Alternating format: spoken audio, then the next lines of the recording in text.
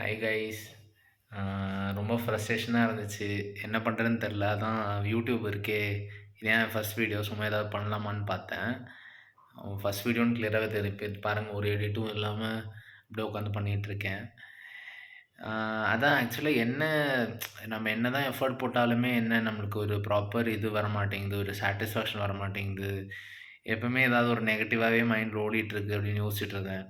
அப்பதான் வந்து ஒரு புக் பத்தி பார்த்தேன். பவர் ஆஃப் சப்கான்ஷியஸ் மைண்ட் அப்படின்னு சொல்லிட்டு ஒரு புக் இருந்தது என்கிட்ட. ரொம்ப நாளா இருந்துச்சு. நான் அத படிக்காம வச்சுட்டுருந்தேன். அ அப்புறம் சரி அது கொஞ்சம் புரட்டி பார்ப்போம் அப்படின்னு சொல்லிட்டு பார்த்தப்போ கொஞ்சம் ஒரு ஆமால்ல, சத்தியம் தான்ல அப்படின்னு சொல்லிட்டு ஒரு மாரி தாட்ஸ் வந்துச்சு. அந்த புக் பேரே வந்து பவர் ஆஃப் சப்கான்ஷியஸ் மைண்ட் தான். ஸோ அதில வந்து அவங்க என்ன சொல்றாங்கன்னா, சப்கான்ஷியஸ் மைண்ட் பத்தி பேசுறாங்க.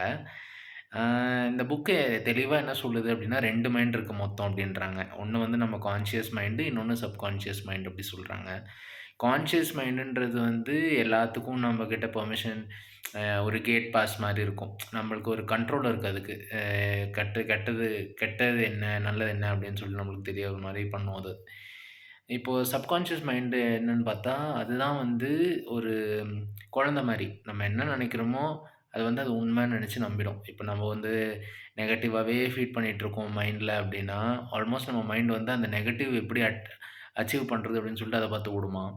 அதே நம்ம ரொம்ப பாசிட்டிவ் பெர்சன் இல்ல ரொம்ப பாசிட்டிவா திங்க் பண்றோம். எந்த சிச்சுவேஷனும் வந்து பாசிட்டிவா ஹேண்டில் பண்ண கத்துக்குறோம் அப்படின்னா, அதுக்கேத்த மாரியே நம்மளுக்கு வரும் அப்படின்ற மாரி அந்த புக் போட்டிருந்தது.